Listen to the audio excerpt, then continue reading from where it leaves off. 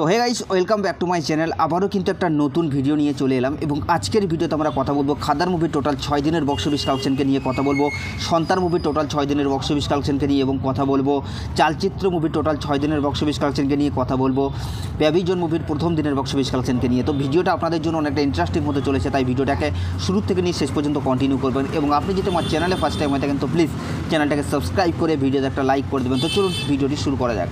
First আমরা যে মুভিটাকে নিয়ে কথা বলবো সেটা হচ্ছে চালচিত্র মুভিটাকে নিয়ে। তো এই মুভিটাকে নিয়ে আপনাদেরকে নতুন করে বলার কিছু নেই, কারণ আপনারা প্রত্যেকেই জানেন এই মুভিটাকে নিয়ে প্রত্যেকটা দর্শক ভালো রিভিউ দিচ্ছে, প্রত্যেকটা দর্শক মুভিটাকে পছন্দ করেছে এবং এই মুভিটা হল প্লাস শো টাইম কম পাওয়ার কারণে মুভিটা সেরকম লেভেলের রেসপন্স আনতে পারছে না এবং প্রত্যেকটা দর্শক হল থেকে বেরিয়ে একটা কথাই বলছে যে এই মুভিটাই হচ্ছে বাংলার বুকে 2024-এর সেরা থ্রিলার মুভি। মানে প্রত্যেকটা দর্শক এই মুভিটাকে পছন্দ করেছে।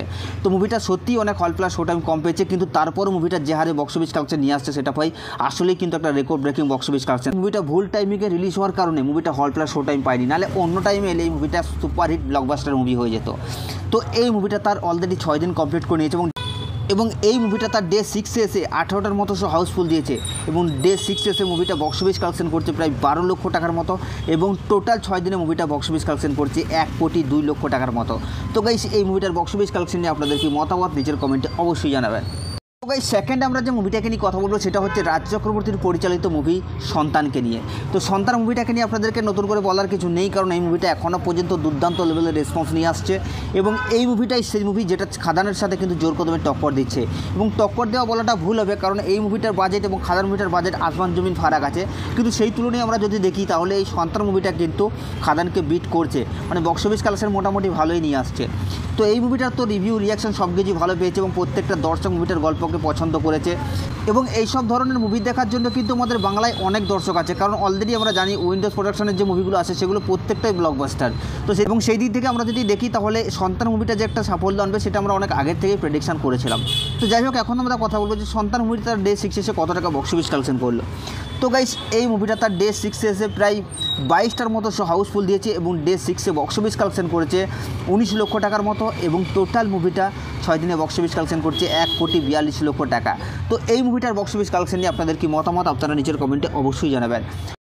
তো গাইস, 3 নম্বরে আমরা যে মুভিটাকে নিয়ে কথা বলবো সেটা হচ্ছে বেবিজন মুভিটাকে নিয়ে। তো বেবিজন মুভিটা অলরেডি রিলিজ হয়ে গেছে এবং বেবিজন মুভিটা কিন্তু যেরকমটা দর্শক প্রেডিকশন করেছিল তার বাইরে হয়েছে। যদিও এই মুভিটা 3D মুভির রিমেক, তারপরেও কিন্তু গল্পের মধ্যে অনেক চেঞ্জ আনা হয়েছে এবং এই মুভিতে বরুণ ধাওয়ানকে কিন্তু বিজয়ের মতো অ্যাক্টিং করতে হয়নি, অ্যাডলি কিন্তু বরুণ ধাওয়ানকে বরুণের মতো করে প্রেজেন্ট করেছে, যার কারণে কিন্তু মুভিটা পুরোপুরি ফাটিয়ে দিয়েছে। ভাই এক কথায় অসাধারণ একটা মুভি।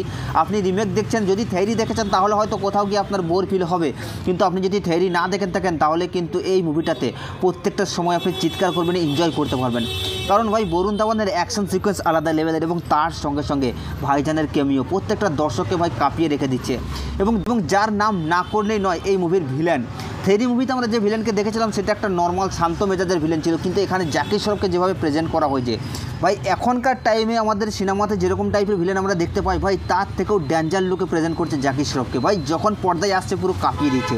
আপনি যদি মুভিটা না দেখেছেন তো অবশ্যই যান, মুভিটা আপনার ভালো লাগবে, কিন্তু মুভিটা ভালো রেসপন্স আনতে পারছে না শুধুমাত্র এই জন্য কারণ প্রত্যেকটা দর্শক জানা গেছে মুভিটা 3D মুভির রিমেক। তো যাই হোক, আমরা কথা বলবো যে এই মুভিটা কত টাকা বক্স অফিস কালেকশন করলো।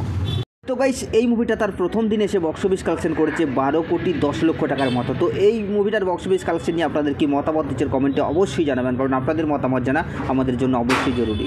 তো গাইস, 4 নম্বরে আমরা যে মুভিটাকে নিয়ে কথা বলবো সেটা হচ্ছে দেবদার মুভি খাদানকে নিয়ে। তো খাদানকে নিয়ে না বললেই নয়, কারণ আপনারা প্রত্যেকেই জানেন খাদানের সাথে যে হারে নোংরামি করা হচ্ছে, খাদানকে শো দেওয়া হচ্ছে না ভাই, এটাকে নিয়ে আপনাদেরকে নতুন করে বলার কিছু নেই।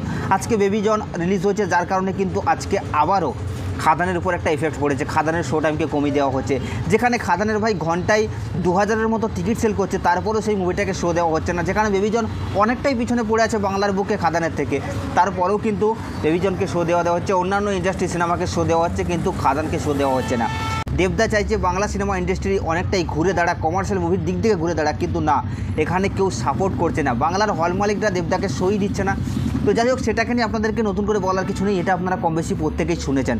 তো খাদার মুভিটা তার 6 দিনে এসে কত টাকা বক্স অফিস কালেকশন করলো। তো গাইস, এই মুভিটা 25শে ডিসেম্বর ইয়ানি ডে 6-এ এই মুভিটা বক্স অফিস কালেকশন করছে প্রায় 1,92,00,000 টাকার মতো, এবং টোটাল মুভিটা 6 দিনে বক্স অফিস কালেকশন করেছে 7,87,00,000 টাকা। তো গাইস, এই মুভিটার বক্স অফিস কালেকশন নিয়ে আপনাদের কি মতামত নিজের কমেন্টে অবশ্যই জানাবেন, আর সাবস্ক্রাইব করে দাও নেক্সট ভিডিওর জন্য।